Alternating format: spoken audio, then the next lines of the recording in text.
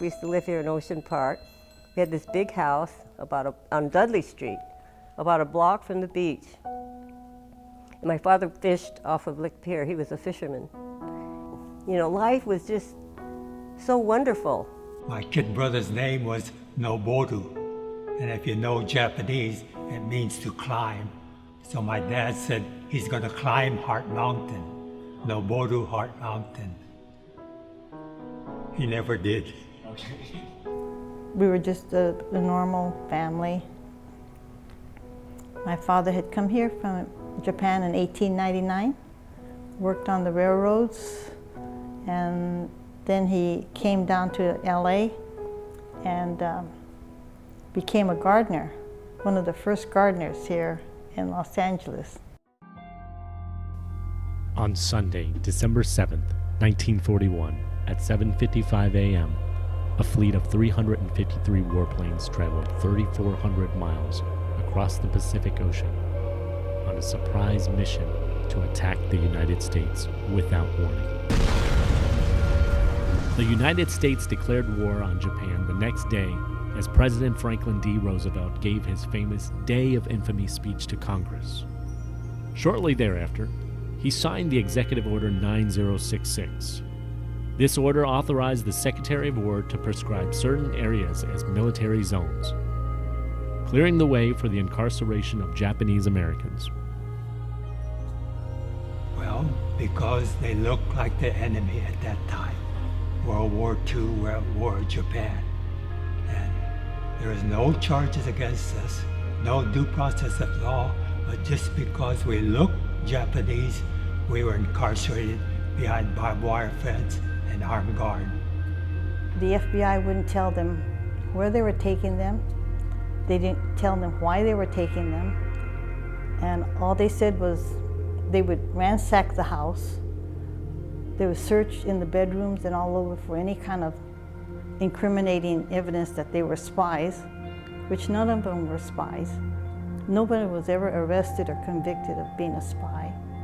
But they were all gathered up simply on his suspicion of being Japanese. Well, I mean, there was tremendous fear in the Japanese community.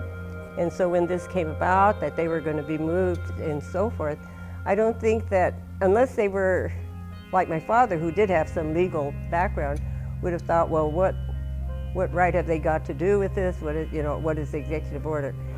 Not, I would think, not the, quote, mass of the common people. All they knew was that we were very scared, and there was war, and what was going to happen to us. Arriving at Massanutten is very desolate, dusty, no trees, a lot of, it wasn't completed yet. A lot of the roads weren't completed, and there was ditches you had to walk around. You know, when you got there, they brought in, I don't know how, I imagine they had all our luggage in a truck. You know, that we had to retrieve our own goods, but everybody got their shots. I remember it was kind of dark, and people were getting shots, and people I didn't know, just a crowd of people around, and it was just desolate. And we were given orders what to do, where to go. And then this is the start of our bedding. Yeah. So we have a straw-filled mattress, folding canvas cot to sleep on, army blankets, and as you can see, there's no inside walling. And I read the camp newspaper, there's 3 centers that had temperatures minus 30 degrees Fahrenheit. And all you have is a pot-bellied stove to keep warm by. Ours burned coal. Manzanar was lucky, they had heating oil. So as long as the oil was flowing, it was warm in the morning. Here, somebody had to get up in the middle of the night and add more coal, because coal doesn't burn that long. Arkansas was burning wood. Well, it was depressing because we were incarcerated because we looked like the enemy.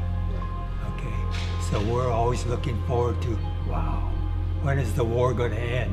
When could we get out from these barbed wire fence and armed guards? The will to prevail and stay positive is passed on to and ingrained in many Nisei internees. Shikata Ganai, a Japanese saying that loosely translates to, "It cannot be helped, move forward, and prevail." It is the power of the human spirit over adversity. It is simply incredible. My dad worked so hard all his life to support his family, and to lose whatever he had. I don't recall any anger. It was, you can't help it. In Japanese they call it shikataganai. There's nothing you can do about it, so accept it and deal with it. And for the sake of the children, we're going to make you a good life here in camp. Even if we're behind barbed wires, even if we have lost our freedom and we can't go anywhere, we're going to make the best of this because we want the children to be happy.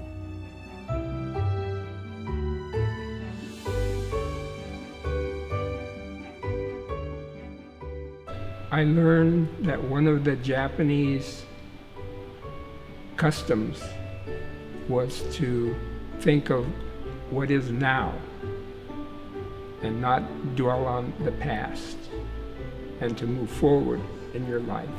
So I feel America's the greatest country in the world because they did apologize.